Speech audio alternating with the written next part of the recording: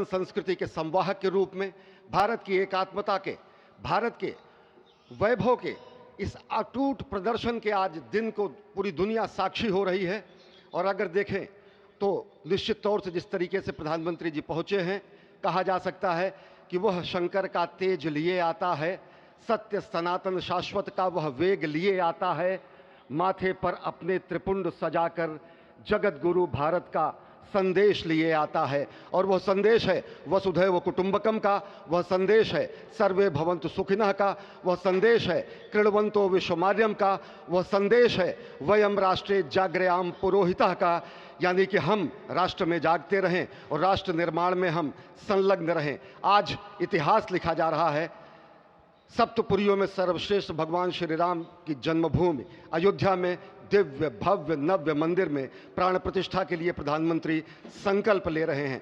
ये संकल्प है उन हुतात्माओं के लिए, ये संकल्प है उन बलिदानियों के लिए, ये संकल्प है उन राम भक्तों के लिए, ये संकल्प है भारत भारतीयों के लिए, ये संकल्प है सनातन संस्कृति के लिए, ये भारत के जगत गुरु स्वरूप का भी संकल्प है। और आज हम साक्षी बन रहे हैं, प्रधानमंत्री साक्षी हो रहे हैं, साक्षी भाव से उपस्थित हैं श्री राम लला के बाल मूर्ति विग्रह के सामने। अजय, जिस तरह से आप ये अद्भुत दृश्य देख रहे हैं, सुनील शास्त्री जी इस वक्त प्राण प्रतिष्ठा के लिए संकल्प कराते हुए, और प्रधानमंत्री एक तरह से इस प्राण प्रतिष्ठा के संकल्प के बाद जो 6 गृहस्थ हैं वो इस प्राण प्रतिष्ठा के कार्यक्रम को अपनी ओर से, जिन्होंने लगातार तपस्या की है, भूमि पर शयन किया है, बिना कोई अन्न ग्रहण किए, लगातार जब से उन्होंने प्राण प्रतिष्ठा का संकल्प लिया है तब से वो 6 के 6 परिवार तपस्या कर रहे हैं। आप सभी जानते हैं कि इस वक्त प्रधानमंत्री मोदी भी पिछले 11 दिनों से तपस्यारत हैं और उन्होंने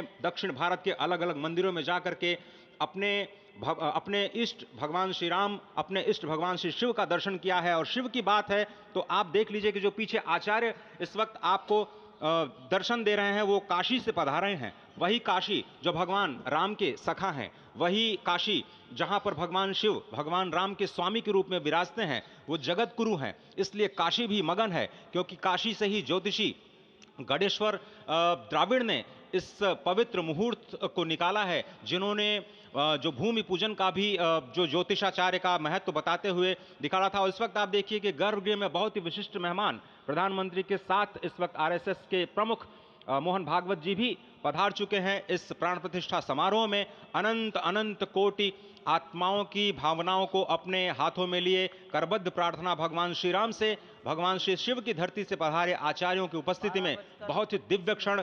वर्तमान में कहा जाए तो भगवान शिव सबसे अत्यधिक प्रसन्न, क्योंकि स्वामी, सखा और मित्र ये तीनों ही संबंध भगवान शिव का भगवान श्री राम से। आधे अद्भुत क्षण आपके समक्ष।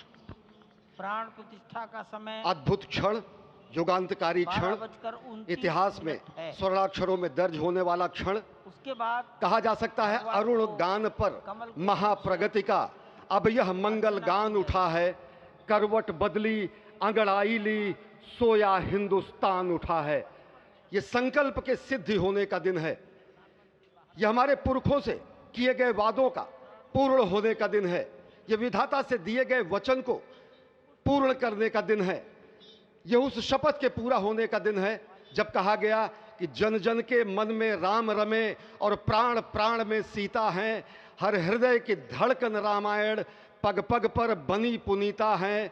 यदि राम नहीं है श्वासों में तो प्राणों का घट रीता है, नरनाहर श्री पुरुषोत्तम का हम मंदिर भव्य बनाएंगे, सौगंध राम की खाते हैं हम मंदिर भव्य बनाएंगे। और आज सौगंध के पूरा होने का दिन है, आज विधाता से दी गई शपथ का पूरा होने का दिन है, आज सदियों की आकांक्षा का पूरा होने का दिन है, आज हर्ष का दिन है, आज उत्कर्ष का दिन है, आज अर्चन का दिन है, वंदन का दिन है, अभिनंदन का दिन है, अर्पण का दिन है, तर्पण का दिन है, पुरखों की अभिलाषा के साक्षात होने का दिन है, आज सकल मनोरथ पूरा होने का दिन है।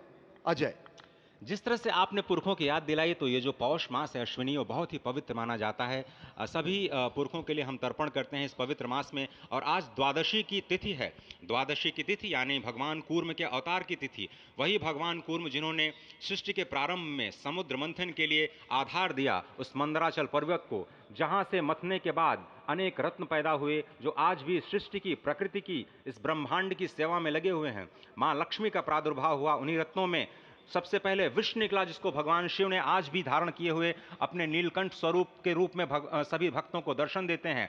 वहीं से अमृत भी निकला, आज वही अमृत निकलेगा भगवान श्री राम के प्रतिष्ठा के बाद।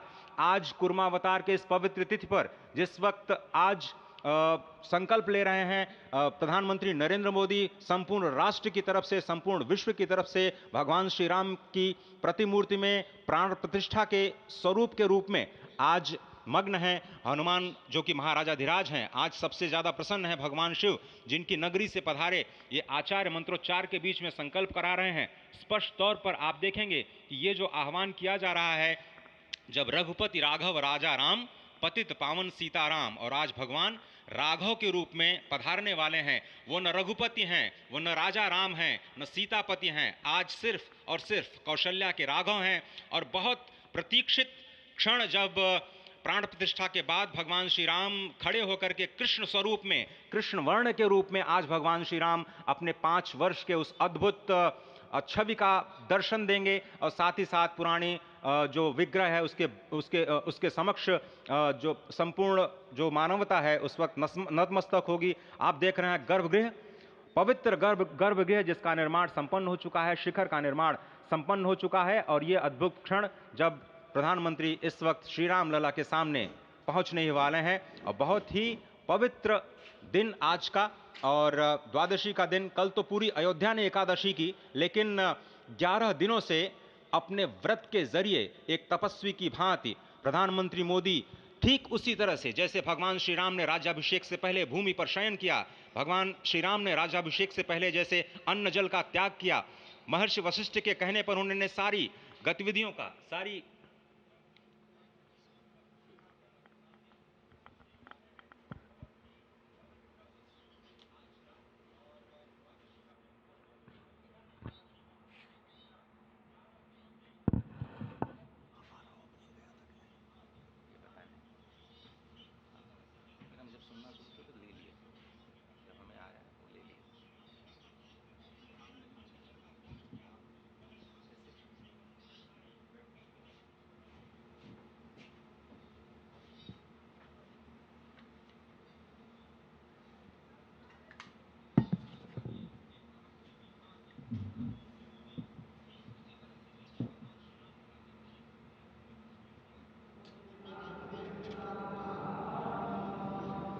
विप्रभा